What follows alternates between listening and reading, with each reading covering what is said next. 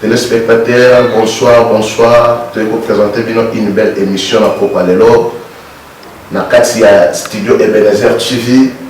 Toye olobela bino oza masolo ya bana nzambe. Parce que bazo lande lo lande futaka. Ya moto yo betela bino masolo ya bana nzambe na Popalelo. Tozana posa osola na bino à cause ya badorateur. Bible sur les vrais adorateurs adorant en esprit et en vérité. Il y a un secret d'adorateur na Popalelo. Comment adorateur a Bozala, Liboso ya Batupé, Liboso ya Zambé. Voilà tous autres benga. Bonsoir.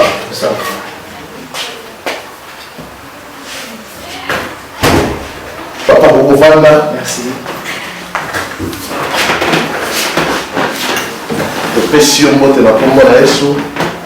Amen. Ngai ndeko Tony Songa Malata na sepeli koyambo lelo na kati ya chaîne na ngai Ebenezer TV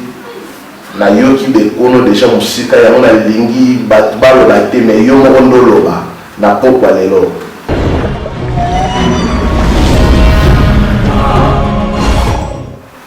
Ngai kombo na ngai complet ezali Cristiano Miguel Muntumbasi. Nazali moko ya badorateur ya mboka na biso Angola mais pona mokili mobimba mais toza lokola bato bazoya sika na makambo yango. Merci beaucoup.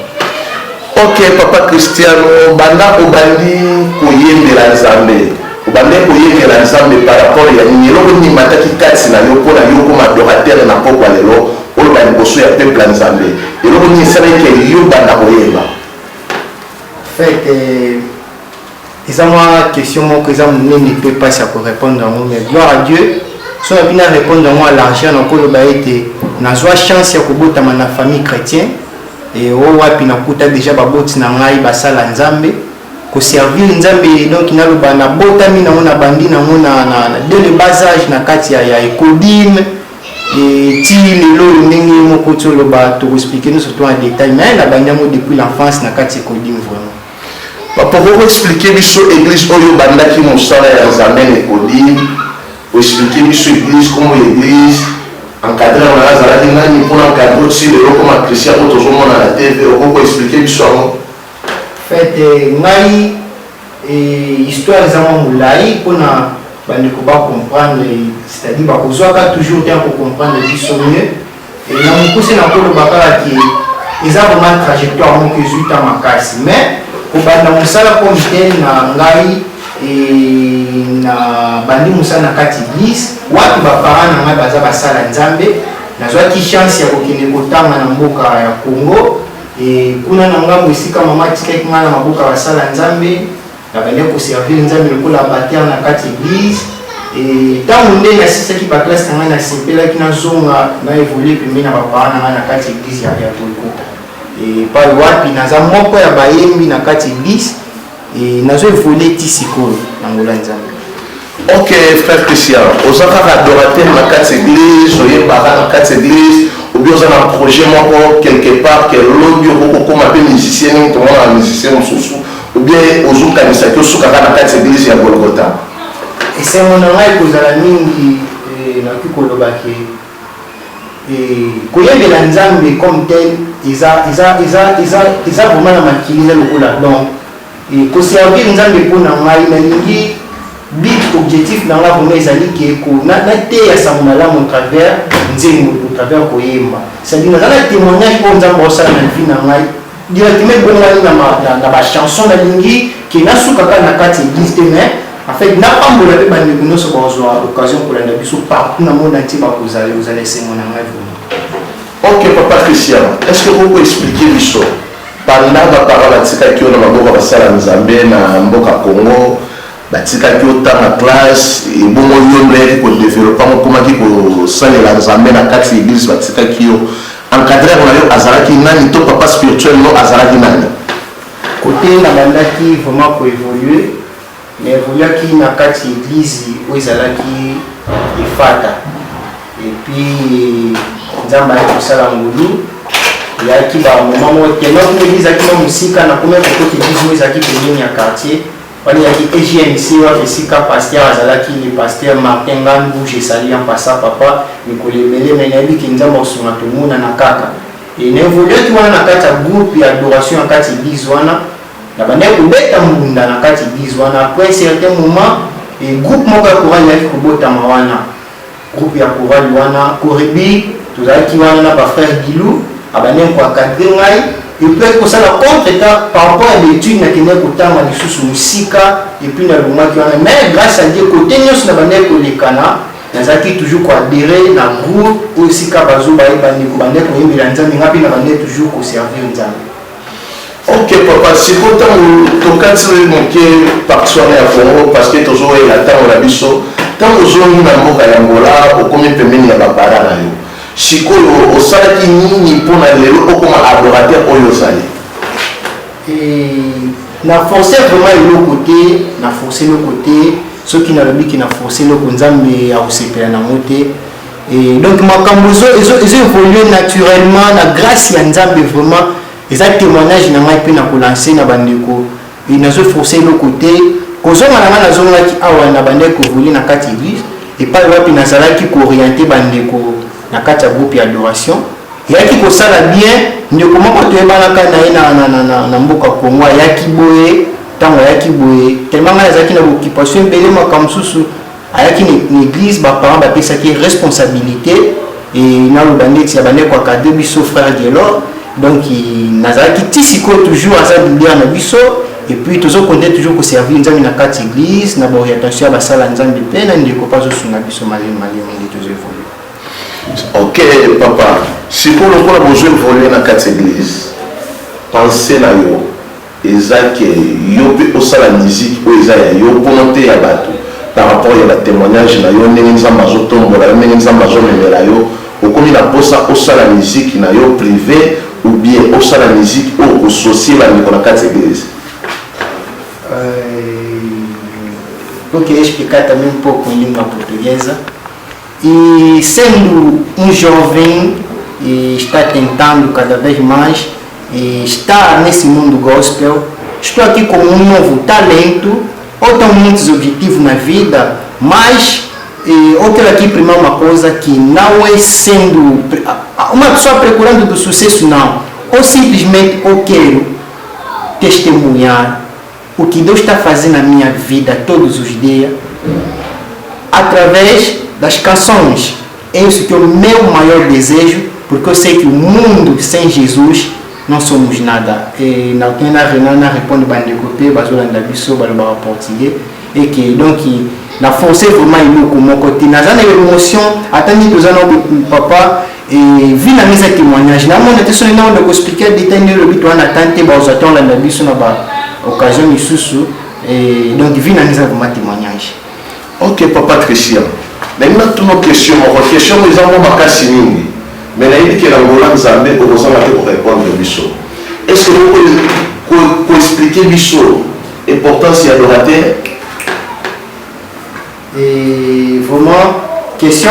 ils question encore est fondamentale alors que n'a répondre le comment Bible zoloba et na 2 Joël 28 ce que la Bible cause a confirmé que na mikolo ya suka nzambe ya kosopa milimo na ye molimo ne pardon likolo ya ba jeune gens ba paka ba nani ba kotatula parce que génération na biso ngala zo binga mo génération moko ya 2 Joël 28 tozomona bajeni bakomi na posa mingi ya komonana eza mpe posa na ngai mais nga posa na ngai vraiment eza ke ngai mpe natela na vérité loba nzambe so na bina répondre par rapport ya question na yo adorateur valeur na ye eza nini na ozonga toujours na kati ya livre ya Jean wapi makoma nzambe ezoyebisa biso ke l'heure est venue il est déjà venu où les vrais adorateurs auront le Père en esprit en vérité. Alors biso ce génération otozo ya sika tozomona tozala mikolo déjà bando de la nzambe tolanda toujours makolo na bango toza toujours émotionné na kolo ba toza émotionné tozobuma kama muke mais posa na ngai tant que adorateur na yebi ke bible ezo recommander biso loko libosa ke to adorer Père en esprit en vérité. Adorateur aza moko ya bapilier oyo wapi na mosala nzambe soki peut-être lelo bato bazwi occasion ya kokota église te mais en passant koyoka nzembo ezobeta bato babongoli mpo motema donc bit na ngai mpezaki na koteya na kati ya loyembo bato babongola mitema parce que mosala yango lokola tobandango na bomwana tokontinue nango mpe eloko ya moteya toganye baame mpona corps du Christ yango eza posala. Ok, Papa Christian, merci beaucoup pour la réponse. Par rapport à Moussala Nenge, aux autres Moussala Nayo, est-ce que vous avez déjà dans la nzembo na yo moko oyo sali? Parce que la joie va mourir au centre même d'ailleurs à la maboki à opesa mutu mayele ya koyema nzembo. Est-ce que yo moko déjà obongisi ba nzembo na yo pour la koyema pe mokile yo ka mate ya oyemi na kati ya nzembo? Vraiment, toujours travailler, toujours travailler vraiment. Et toujours préparer l'album, toujours préparer, toujours dans la préparation. La préparation, la vie, continue toujours dans le Nzambe, Ningi, Lobi, na CP, Namuke, Nzembe, Utaka, inspiration, Moli, Mosan. Ce qui Nzembe, Utina, Makanis, na Yomoka, Kubomoto, Mona, qui est impacté, Batuté. Donc, Saint-Esprit, Foisala, a soufflé, et l'eau, Koni, Nyoko, Wapona, Batu. Donc, Saint-Esprit, grâce à Dieu, Moli, Mosan, Tasuma, Kingai, et inspiré qui n'a pas nzembo belé banzembo vraiment c'est belé oyo wapi na musande tout ça na album kalate bandeko bakomona bakosepela nango parce que naza sûr que Saint-Esprit azali kosunga biso ko inspirer biso chaque fois banzembo za vraiment belé papa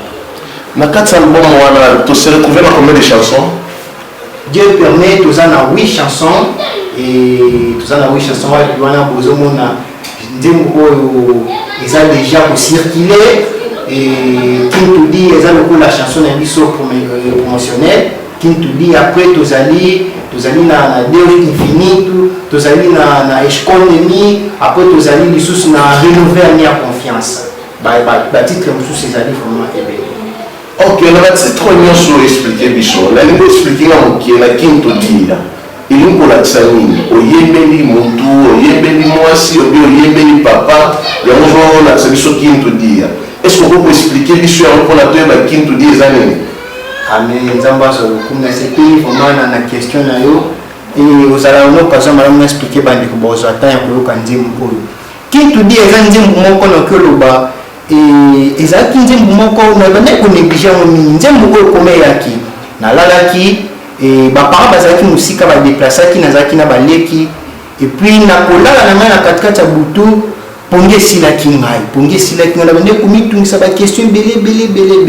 na zo ki bible na zo tama na kine ko retomber juste na histoire ya Lazare na nde komi tuna ba question mais ce qui est soit Yesu comment est-ce que Lazare ko kay ko sala 4 jours na kati ya limita pour minute akokai ko ya pour Lazare azaki camarade ya Yesu na banzo kanikinga nzambe sosoli sane loko na comprendre loko nini. Par rapport à Nzambe Saint-Esprit socialisme qui Nzambe azalaka jamais en retard. Yesu masela molinga malamu ayaka toujours peut-être dans le sika ba bazo ba ke esili. Ngana ba ndo kanisa bi Nzambe. Pourquoi ayaki na 3e jour té? Bozo se référer que na kati ya Bible Yesu masela tango ya kufaki ya salaki 3 jours. Pourquoi? Ba ba yebi maloba Nzambe ba yebi le pourquoi chiffre 3. Parce que otali Nzambe fallait la pesa mo titre le ko na 4e jour pour Lazare salaki 5 jours. Tant na pesa mo qui tout dit na zolo ba ke donc il n'a ngai na ko koma na 5e jour et malgré déjà 4e jour ba bazo tala to comme millier na koma na 5e jour na na kata millier de pour na Yesu Masia e ngapi na ko koma na 5e jour te donc ata 4e jour to comme qui déjà vers aussi sa journée mais 5e jour na ko kisango ti na pesi titre nzembo oyo qui tout dit donc 5e jour donc ça histoire ya Lazare. Ok frère Christian, merci pour la réponse là mais na kuma koyoka ba musicien nyonso kaka Nzambe apesaki nga nzembo nazwaki yango na bible eza na bato ebele bazwaki nzembo wana na kati ya bible mais soki olandi ya réalité aza pena mwana Nzambe te parce que bible ezoloba na nga nzembo nyonso bakoma otombola komba motu eza lisusu komba Nzambe te. Est ce que na kati ya nzembo ndo wana otomboli komba mwasi te komba motu moko te songolo te biso toki osala mo te toza bato toza parfait te to frère Christian frère le biso moko na yebi très bien total na kombo te toza na émission ayembela mwasi na ye pourquoi pas te na tosala mo te wana eza abomination na tosala mo te na otikala jamais koyembela bato ya mokili soki olobi peut-être ntango nazalaka nanu moto naya kotambola na kati ya lokolo moko na kati moko libanda nayembela mpe déjà na mokili nayemba na banda kosala mpe rap nayemba mais ezalaka toujours dans nakoloba na kati ya kibogenese baposa nzoto mais depuis ke ngai nazwa décision na moyo ya molimo so na servir Nzambe nde naza consciemment boye jamais biso nakoyembela susu moto jamais. Oh frère Christian ye koyembela mokili oui na kati ya parcours nde tolobaki na bandeko bazwa temps ya kolanda biso na batémoignage mpo album oyo eza lié na témoignage vie personnelle na ngai donc nakoloba ndenge nini bandeko bazwa temps nga nayembela vraimen mokili nazalaka rappeur bandeko bayebi et grâce à leloko na osepela nango tozalaka na groupe moko boye ya rap GPX na kati ya groupe na biso ya rap wana nakoloba bandeko nyonso tu bandaki tozalaki lokola barapeur bango nyonso babongola mitima bakoma baadorateur ya nzambe donc eloko motu ya nzambe akumama vraiment puisque alongola biso na mokili tozalaka bato moto nga tokufa kala na mambo barap tosimba bakisi mais lelo oyo nzambe na mawana yako misusu baadorateur nzambe azwa lokumu vraiment. Ok ndeko Christian oyaki koexplike biso 4 titres moko oyebisi biso siko awa deuxième titre ya album na yo eza nini? Deuxième titre ya album ezali rénover à confiance, donc je renouvelle ma confiance en Dieu. Zomona eza titre moko eza profond makasi nde na obaki album o eza lié na témoignage vie personnelle na ezaki na ba moment difficile o wapi na perdaki même espoir ya makambo ya vie ndenge ezalaka kaka na perdaki vraiment espoir na makambo nyonso na santaki ki nazalaki vraiment lisusu ngai te. Alors ndenge kaka biso bana nzambe nzambe asungaki nga na bane koméditer na kweyaki toujours na maloba nzambe na suka na nyonso malgré nazalaki bouleversé nayaki omona ke nzambe naza moboko ya nyonso na renouveler lisusu confiance na ngai epai na ye par rapport à l'écriture na ye. Et deuxième titre ekozala vraiment rénover à confiance. Ok, troisième titre na biso toza pena mwa pressé moke na ntango. Troisième titre na biso ezali troisième titre na biso ezali Deus infinito et Dieu infini nzambe oyo azangi bandeli pe suka wana eza troisième titre na biso. Et bon quatrième titre na biso eza nini? Ntango ozopesa biso batitre oyo yo moko kati na yo ezolobelo nini? Parce que nga nazomona batitre oyo ozopesa eza moko ya mateya oyo ezokende te ya bato neti troisième titre na yo olobi eza moko bato balandi yango azokomprendre ke na kati ya vi na ye eza na eloko mosusu te soki yesu avandi na kati ya vi ne te nzambe asilaka te batitre ozopesa biso est ce que okoko prouve biso nini oyo eza na kati ya album oyo? Donc papa journaliste ndenge na otoloba nazo répéter toujours na bandeko esika bazwa occasion kolanda biso et que nzambe azilaka eloko babeni gratitude en portugais, c'est-à-dire gratitude. Omoni nzambe asala biso bolamu moko tozalaka toujours bengra. Parfois ozozela mutu kame nzambe apesa biloko kolia ozozela mutu kopesela nzambe merci te. Parce que na moni na sali donc na 8 ans pour réfléchir makasi na bi na banda na ngana na makambo mike pona bike liboso nzambe ni mutayebi yango na bandi ko témoigner dans ba chanson o ba bolanda ngo bo senti que ça mingi témoignage et par rapport à vécu de comment ils sont na vie donc il na ba âge to za na ngo lelo donc vie na ngo bimba na ko le baké et ça témoignage par rapport à message de bandola na ngo ba comprendre que ça témoignage ya makambo nzambe asali na ko Christian, bino tango bandaka musique yango ni bandeli boyaka na kibon sambe makasi mais lobi tango nzamba otombola yo obosani nyonso bandaki ngango est-ce que vision na yo eza lobi soki succès yi o changer attitude ya oyembela nzambe komosomba banzembo ou bien on continue toujours koluka banzembo na kati ya bible? Eza question moko eza vraiment pas si pour nous répondre mais comme peut cause à la pasité et ouvertement na le baé que nzambe soka pesi vision apesa ka na provision, c'est-à-dire nzambe ka bandi ko inspirer biso bana makambo ne banini akoza toujours na biso tina suka soki kosomba nzembo na kolo bango kozala moi passe mais peut-être ko collaborer na bandi ko misusu kozala bien makasi et puis na réussir ningo balobaka na portugais omoni to lexi ba moment moko boye biso bana nzambe to bosana eza la passage biblique moko nzambe na kati ya makomi nzambe ezo recommander biso to soutenir basali oyo bazo diriger ba mboka ba diriger mboka et plutôt soutenir ba gouvernement, c'est-à-dire toute autorité vient de Dieu na vanda ki na ndotala et na mboka tozo vivre toza toujours na esprit ko critiquer ba gouvernement tabiso bana nzambe tozo bosana ki tozo kende déjà na bataille ya suka eza na nzembo moko pe na kati album ekozana dédié yango pour la nation puisque makomi nzambe na livre Isaïe je recommandé biso te biso bana nzambe to bondela pe pour la nation ici ka biso to nation za kaka Israël te nation za sika tozo vivre pe bien sûr nzamba la ka biso nouvelle Jérusalem mais sika tozo vivre pour to bondela pour na po kinezala donc ils sont peut-être bandi bakoyoka lobaka jiraka na kati émission ya koyembela bata mokili te mais lelo toza puis donc na flasher moi muke pour na mon papa Chikou bino bozala bon zoyembela nation isengi mais aujourd'hui on a profit moko quelconque te na zoyembela nation boye pour la président soki ayoki nzembo abengisanga nazala pembe na ye est-ce que aujourd'hui on pena la sincérité pour la nation et eza vrai bato ebele basala ngo mpona but moko eza lucratif c'est-à-dire azosala ngo mpo aluka bafoi pour vivre ndenge ezalaka baporte efungwama objectif na biso eza yango te ngai naza angolais bandeko bayebi navandi na mboka Congo toevole na mboka wana natangi kuna epe ntango nazongi na mboka na ngai namona elo mona osepela nango bolimbisanga so na koloba mabe bandeko na biso bacongolais eza mboka wapi bisika biso totangi na koloba mabe nango te bazalaka na bolimo ya mboka na bango na banzembo koyemba ngonga te navandaki na bite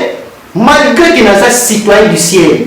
mais Yesu a placé nga na mabele moko boyonga na sengai na botama te yango wana na banzembo titre nzembo yango ekozala Emmanuel molakisa nini nzambe kati na biso Yesu Masia kati na biso siko nazobenga Emmanuel azala vraiment na kati ya mboka na biso a soutenir biso na bamoma difficile na bamaladi oyo ebeti mokili Emmanuel atika biso te donc eza mpona but lucratif te papa eza vraiment bongo na mokuse. Ok papa Christian namoni tokomi okoma na suka parmi 4 titres wana oyebisi biso est-ce que okozala na nzembo moko kaka seulement oyembela biso ata baextrait nango mpona toyoka ngo banzembo eza ebele grâce à nzambe vraiment ezali nzambe azosunga mais déjà lokola kintudi ezali déjà pene ya bandeko bazosavouer yango toyemba kintudi na bato nyonso bazotala mpanzi bana télévision bana bavoile na bamboka ndenge partout bolanda toyemba na bino kintudi elongo ekozala malamu nzambe akopambola bino. Ok wana nazopesa ye micro ayembela biso kintudi azala attentivement na ndako na yo na chaîne na yo ya YouTube koleka émission te ntango omoni yango klike wana afin ke ndeko na biso azwa mpe bavie mpona mosala ekende malamu bible ezoloba soki tokosoutenir mosala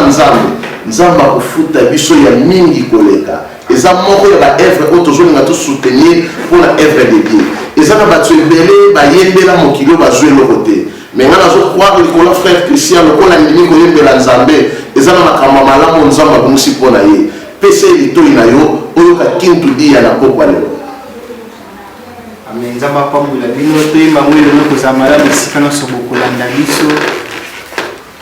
disseram acabou pra mim as promessas que Deus tinha acabaram todas no meu corpo não há nada, não há vida.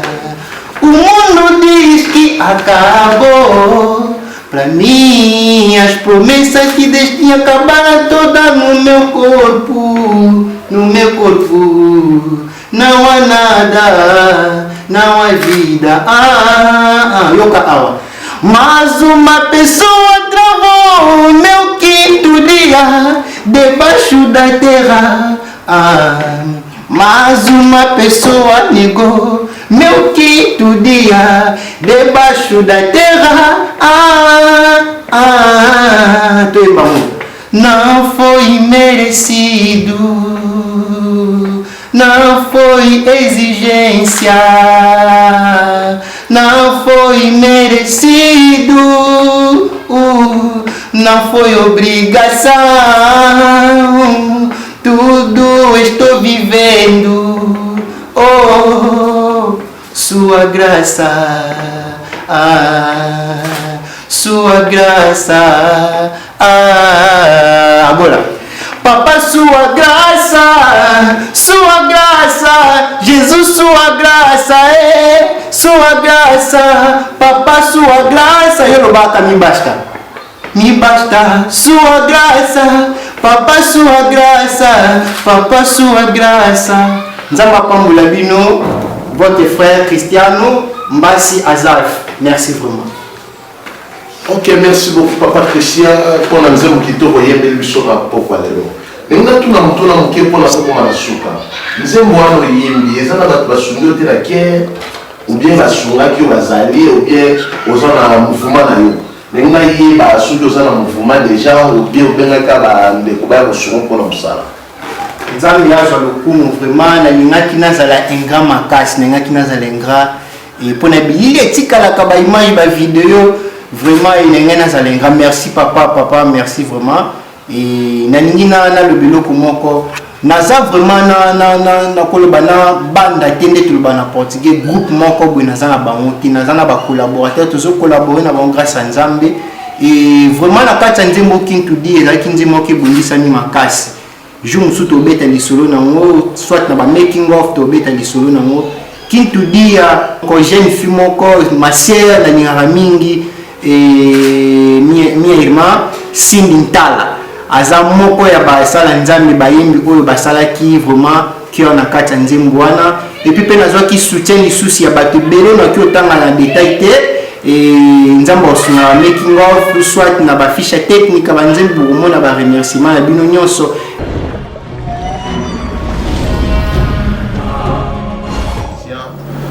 Par rapport à témoignage autour pour ça toyoka parce que ça n'a pas sous place abîmé là to éviter to monika muto abimi mbala moko aniko briller na kati ya mokilio mais ça n'a pas sous ba bima na kati ya ba famille ou eza ba famille ba pesi ba base ya ba conseil ba pesi ba base ya malamu pona lelo to mona frère na biso lolenge azali ya moto ye ba témoignage na ye na kati ya ndako parce que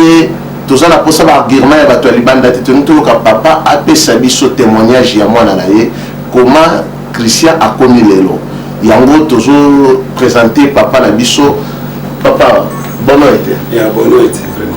papa comment on a dit comment on a Floriberto Mbassi appelé do obengila na peneza Jimmy. OK papa Jimmy tous on a katanda puna yo toye par rapport ya frère na biso Christian ayebisi biso anenda pour ya baboti na ye. Est-ce que ça c'est vrai anda kuna bango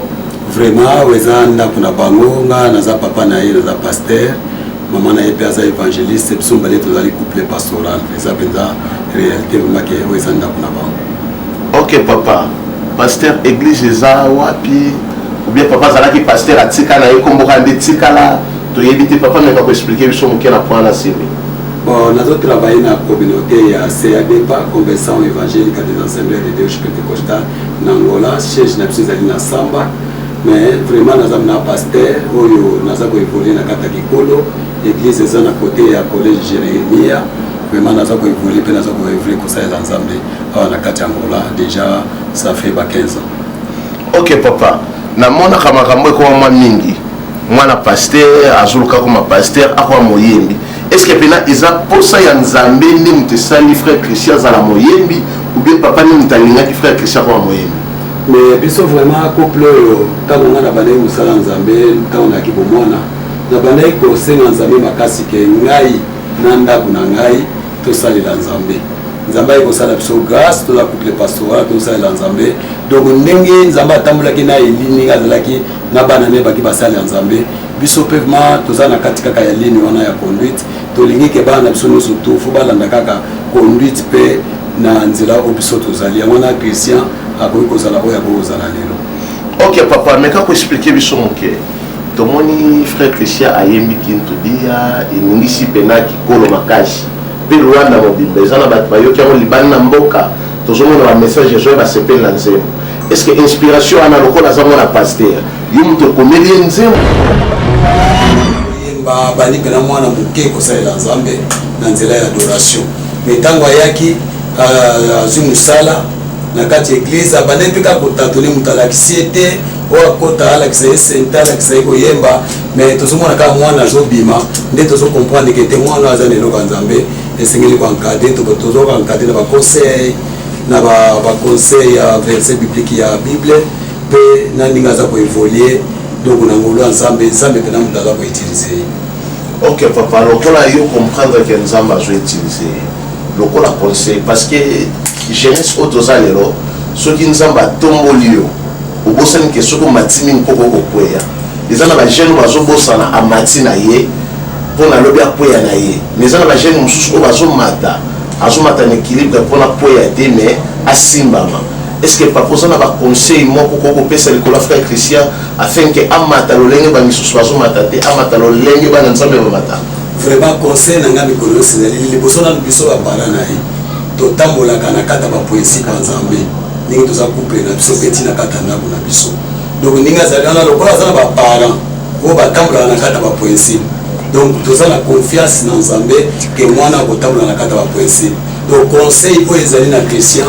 donc ezali kaka ke mabolongo na ye mikolo nyonso oyo ayebi na nzembo il faut ezala kofukama ezala mpenza pembeni na nzambe mpe liboso mpe na présence ya nzambe il faut atambola na kati intégrité atambola na kati ya bapoesi mpa kobanga nzambe toyebi ke monde ebebi ata monde ebebi nzambe alobi ke naza na baprofete na ngai oyo baza réserve na bombi oyo bato bayebi nano te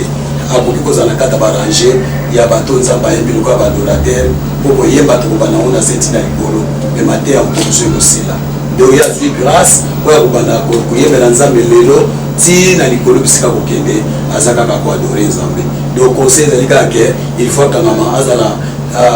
na intimité na nzambe donc abanga nzambe atambola na kati intégrité atambola na kati ya baprincipe yango moto kosala ye alonga donc conseil ezali kaka yango wana. Ok papa, conseil wana opesi nalingi siko expliquer nga moke par rapport ya carrière na ye ndenge azokende nango abandi koyembela nzambe na age nini parce que azoyebisa biso abandaki age ya moke nalingi siko nazwa confirmation na ndako ya baboti age ya moke yango ezalaki 3 ans 4 ans 5 ans ou bien age nini abandi koyembela nzambe mpe lelo azala oyo azali bon aza mwana oyo ntango abotamaki tokonsakraki na maboko ya nkolo mais totindaki mpe baclasse akendeki libanda ntango akendeki kotanga libanda azalaki mpena age ya moke vraiment ya moke makasi tokolobake akokaki kozala na ba 6 ans me bisika aévolue na maboko ya baparent na biso donc nde kuna azalaki mpena kosalela nzambe na kati ya bachoral na kati ya bagroupe adoration donc akoli mpena liboso ya nzambe donc abandaki mpena bomwana tina ndenge azokola makati na nkolo papa wana ozoconfirme biso seke aza lokola Samuel oyo abotami batie na kati ya temple mpona servir nzambe yango bino bosalaki mpe pakende bongo bien koma mais vraiment ekoki mpe kozala bongo ekoki kozala mbongo mpo aza mwana botami na kati ya sanctification mais toyebi ke lokola mpe mwana kokola na ye liboso baninga bagere ya mike mike ya badefo ya kokola na mwana ezanga nango te me mwana koli kitoko na bo éducation donc na bon encadrement mpe na kobanga nzambe donc aza mwana akoli na kati ya baprincipe ya nzambe donc tokobenga vraimen ke akozala deuxième Samuel. Ok, merci beaucoup papa. Maintenant kati ya ndako namoni mpe bana baza ebele ya basi ya mibali lokola conseil yaza ya liboso oyo nzambe atomboli mpona œuvre na ye bango bato batikali na nsima lokola conseil okopesa bango conseil nini mpona œuvre nzambe bana vraiment oyo batikali na ndako conseil na kopesa bango ezali ke mikolo nyonso biso tozoka encadre bango na ndako mpenza na mwana moko akangi maboko te bango biso nyonso tozaka na elanga na nkolo tokosalela nkolo donc mosusu wana priska aza adorateur mpe route asalelaka nzambe na kati ya protocole bamaraville na baflora bango nyonso mpe baza na kati ya service adoration David Maniku Joao donc ye mpe aza drumere na ye na kati ya groupe adoration donc biso nyonso na kati ya libota vraiment toza kokanga maboko te toza mpena na kati ya mosala ya nzambe donc baleki yango mpe nazosengaki elokwa yaya atombwani yaya bimi nayebi ke elokwa eza moto ya trai baleki mpe bavangu baosaleli baolandaka nzela malamu donc conseil ezali kake baolandaka exemple aya na bango. Ok, merci beaucoup papa nzambe apambola bino mpona humilité na bino toye na kati ya ndako mpona témoignage ya ndeko na biso Christian toza vraiment décidé toza ya kosepela par rapport ya baargument oyo ebimi na kati ya ndako nzambe apambola bino mais tokokotika boye te papa mpo kozala na baconnaissance na ye pesela biso ka 5 personnes mbote parce que place baza bazotala yo na bachaîne na batelefone bayoka mpe mbota papa esalaka mpe bien en tout cas mbote na ngai liboso eza ya paster na ngai mpe encadre mpo mwana nyonso to azanga na tata te mama na ngai Kaiba Geneviève na kati ya ministère Christ notre vie na ngiringiri donc paster mbote na ngai mibale na représentant na ngai legal ya awa Zadiako Antonio Pedro mbote na nga misato na bakolege na nga pasteur oyo totravaillement na kati ya CRD mpe baza ebele sina mingi na balotanga bakombo donc tosisa lwani na mobimba donc bapasteur bishop Michel basébastien Otoko bapapa Vemba bapasteur Ruben donc baza ebele bapasteur Vicente bajipe Mavungu donc biso nyonso tosala na nzambe na kati ya mboka oyo donc tozala bango na kati ya collège vraiment napesi mbote oyo aza mwana na biso diske na ye vraiment bozwa yango boyoka yango mpe kota na kati ya mosala nzambe mpo totombola ye pakende liboso siko papa lokola aza mwana aza na kati ya ndako est-ce que bino mpe bozokanisa mpona kosoutenir œuvre oyo parce que musique esengaka mbongo musique esengaka basacrifice papa boza mpe mpona basacrifice wana bon siki nasalaka mpena na moto mosusu azala libota na nga te koma possible mwana na nga moko awuti na baentraine na nga nasala ngo te nga nazali premier participateur ya frère Matou Samuel na RDC na Christ Notre Vie pa pasteur Matundu donc nga tuna soutenir premier album na ye ya liloba ya nzambe na mosala na nga kosala taxi bongo mwana nga lelo akomi adorateur donc po na soutenir ete na kozala premier participateur na ye papa soto bengi papa Matou Samuel siko totunya ozala d'accord na makambo ozo en tout cas benga ye yebisa ye make naza na frère Jimmy na Luanda alobi bona boye siki alobi ke akosi komisa bongo benga naza na numéro na yeso na benga libongo tomonte ke papa obi malopita benga ye kaka ko ye pa luka nga mingi benga ye lokola papa zo confirmer c'est que kola kumba manzamba pambola bino na bolamu mosali kati na shika o merci beaucoup merci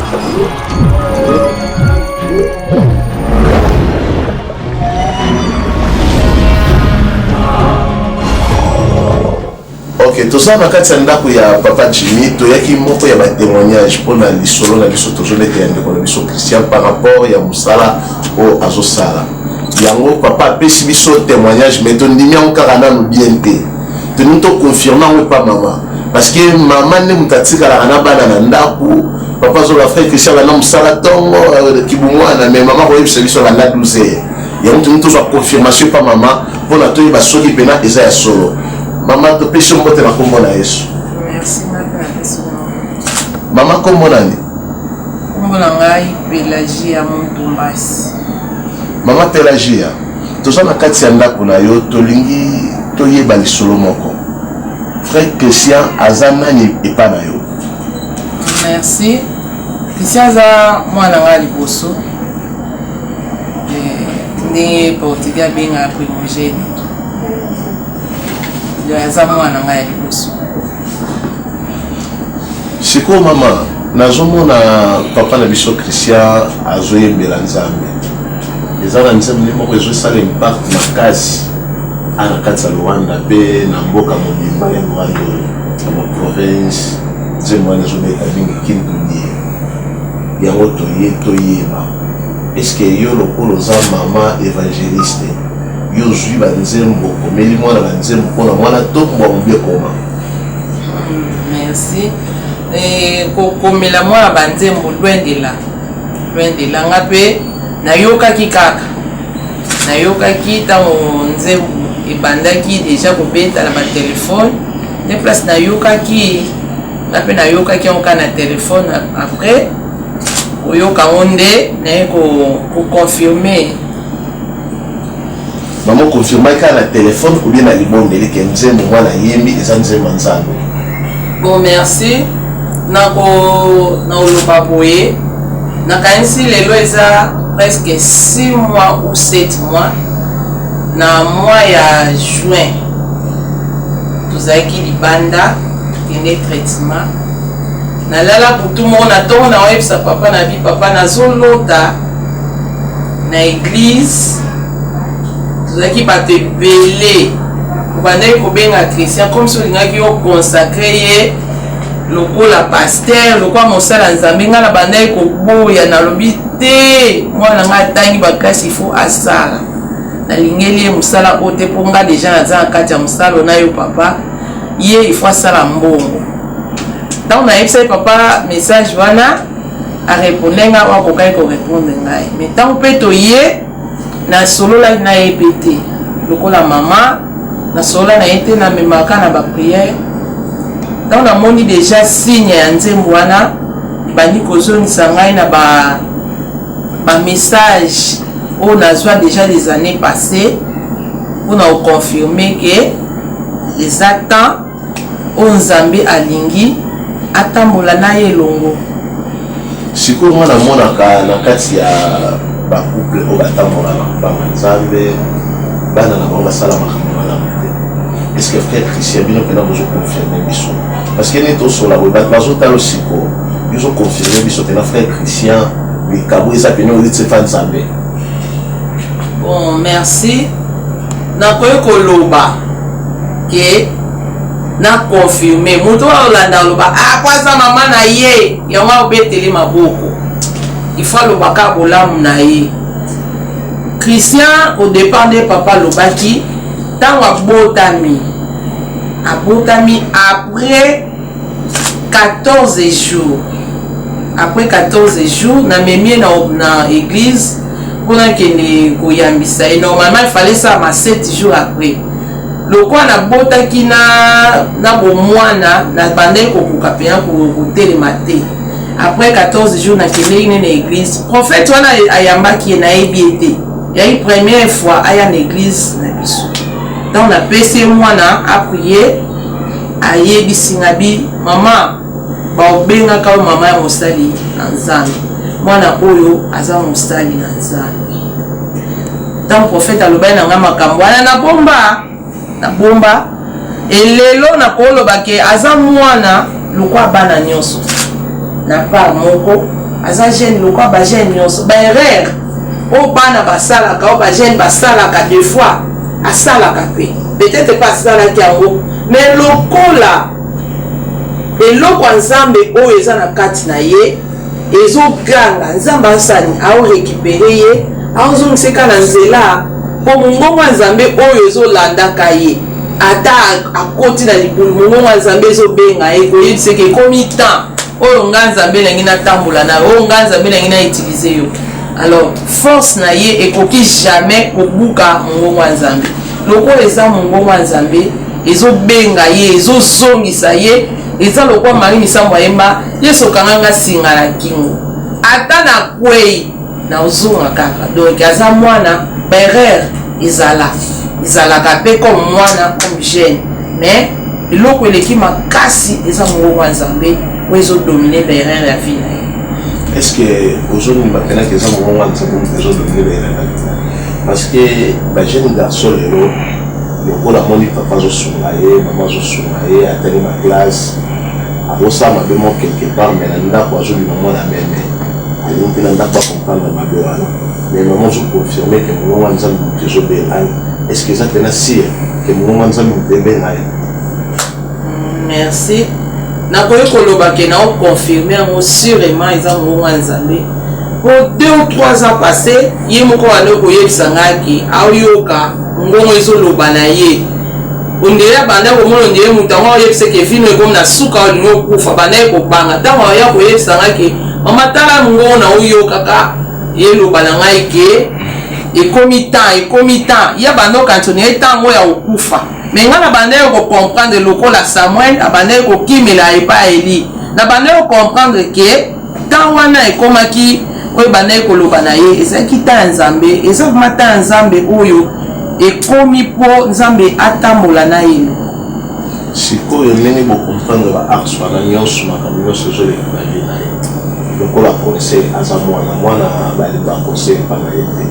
akoki kokomanga grandeur nyonso me epa na yo aza kaka mwana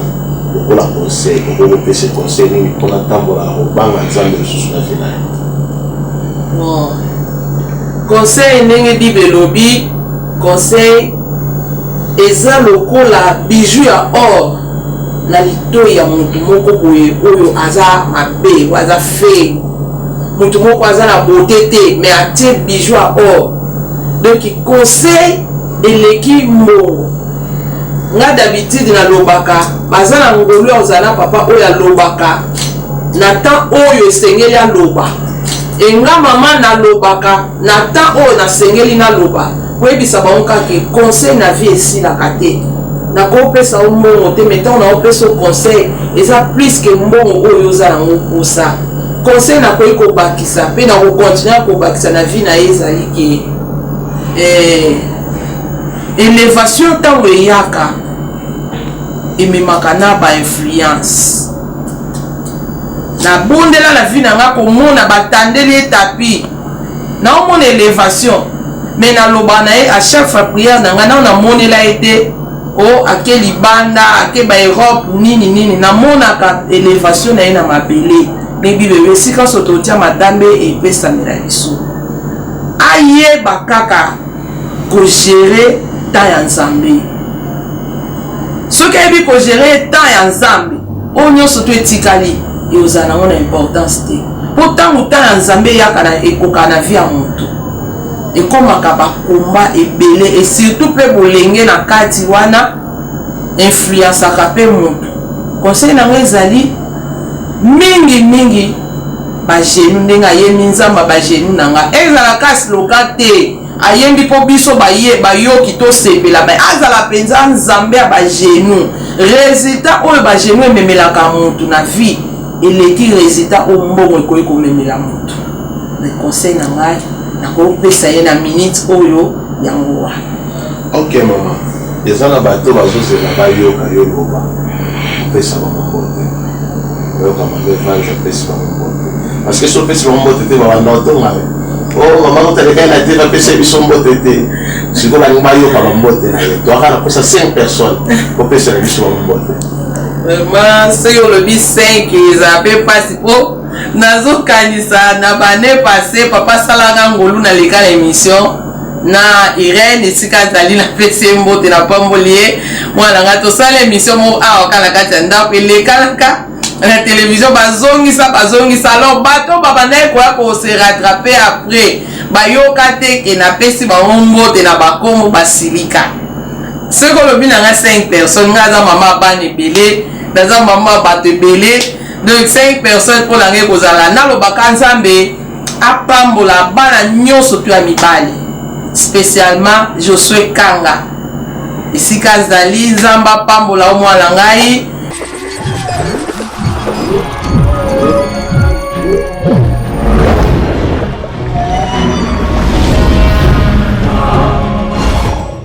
nazo remercier vraiment na bato basunenga mpona korealize nzembo oyo lokola Riga les chants de basse et on a basiste nazo remercier pe lisusu mo drummer batteriste nazo remercier Michael Kors nazo remettre lisusu naloba pianiste Joël P. Edson nazo remercier lisusu mingi producteur oyo wata nazo simba banzembo mo Mench Mendonça qui doit y a bien son mouvement você obtenir do peito mesmo muita considération pratique et bato basungaki na teme belé na ba puis na ba prière sur le col ndeko na ngai qui mon trésor Sébastien Mutchkes mouvement et ezana bato belé basungaki na pour la réalisation ya nzembo baza teme belé bolimbisanga na kokutanga na détail te vraiment bolimbisanga basala nzambe basungaki na ba prière le col mama na ngai musala nzambe a serva Pelagia Mutumbasi lokola papa na ngai pasteur musala nzambe pasteur Fulbert Tumbasi do abeso itame nazwaki apui lisusu ya frère na ngai ya bandeko ya ndeko na ngai primo na ngai Singi Josman ya betaki guitare na makambo ngo vraiment nzamba pambola bino nyonso tuna koka te kotanga bakombe sinono baboyi na ngai pardon vraiment bolimbisa ngai. Ok, merci beaucoup soki tokomi na suka topesi merci mingi na équipe technique et Ebenezer Nzambe apambola bino les grands caméramans Gédéon et les photographes Jonathan Mbala baza bato bazosimba pena musala okonekende liboso soki ozomona makambo oyo eza mpona bango basimba équipe technique makasi yango nazosepela makasi na musala bazosala Nzambe azanga te kobakisela bino me nakokosilisa boye te na kobima pena moyini makasi na pesi kaka permission pa papa Christian apesaka 5 personnes apa mamote pour la tosi émission na biso nzamba kuma vraiment na kina lo babe pona bandeko nyonso ba occasion kolanda biso boki consulter canal na biso YouTube ezali déjà en fonction Cristiano Mbasi Azaf na Facebook lisusu ezali Cristiano Lasus Mbasi Azaf pe beaucoup consulter les sous Monika wana na Facebook bomona ngai na WhatsApp na kolo basoki bilibo contacter ngai numéro na ngai ezali bato bazali banda ba kotsa code yangola après plus 244 baté 914 baté 793 et puis baté 155 wana la numéro na ngai ya WhatsApp bobenga pour na soutenir tous a ouvert tous la bino et basala nzambe nyonso niko sunga asunga biso ba porte za ouverte vraiment tous la bino nzambe apambola bino na pesi mbote na ba bien-aimé nyonso tout basala nzambe ba adorateur ya mboka ngula Luanda et na pesi mbote lisusu mingi nazo saluer ba adorateur ya mboka Congo ba adorateur ya Afrique ba adorateur ya monde entier bato nyonso bazo yembela nzambe pona ko gagner ba âme pona lola nzambe apambola bino merci vraiment. Ok, merci beaucoup Papa Christian, te pesi mbote mingi et pas ya famille ngamalata bisike zwami bino nzamba pambola bino pe na bosanité kopesa mwasho ngai mbote mama Debola Ngengo bisiko za mbote nebele wana mobali nonde mutaso peso mbote bongo place batu bazotala ba comprendre ka ça va occuper ba ko landa te lisusu balanda baluka biso nzambe apambola biso bozalaki na technique nzambe continuer kopambola bino eza moko ya œuvre tozosala mpona mosala oyo ekende malamu na bosani te le 10 tozalaki bongo na image ya monene oyo tosalaki ya kintu dia eza moko ya baclip oyo ezobima pendant mois oyo tozali soki nzambe apermettre biso je crois le 20 janvier tokoluka déjà kobimisa baclip oyo parce que bozwa mosala oyo ezosalama na kati ya studio Ebenezer wana yo moto olingi kolokalize biso tovandi na bari ya mabor toza aussi na mamero na biso koleka na bande défilé ya scène okomona numéro ya studio Ebenezer mpe okomona numéro ya ndeko na biso Cristiano eza moko ya baœuvre oyo tozolinga tosala mpona kosunga mosala na nzambe ntango yozwi numéro wana bengi olokalize na WhatsApp olokalize na YouTube eza moko ya lipamboli mpona vi na yo nyonso tozosala eza nzambe nde motu akozongisa ya mingi likolo bavi na biso nzambe apambola bino soki tokomi na suka bambote ebele na bandako nabosani te bafotographe na ngai Jonathan Mbala bambote ebele Gédéon le grand cameraman bambote ebele botikala na kimia nzambe alola apambola bino.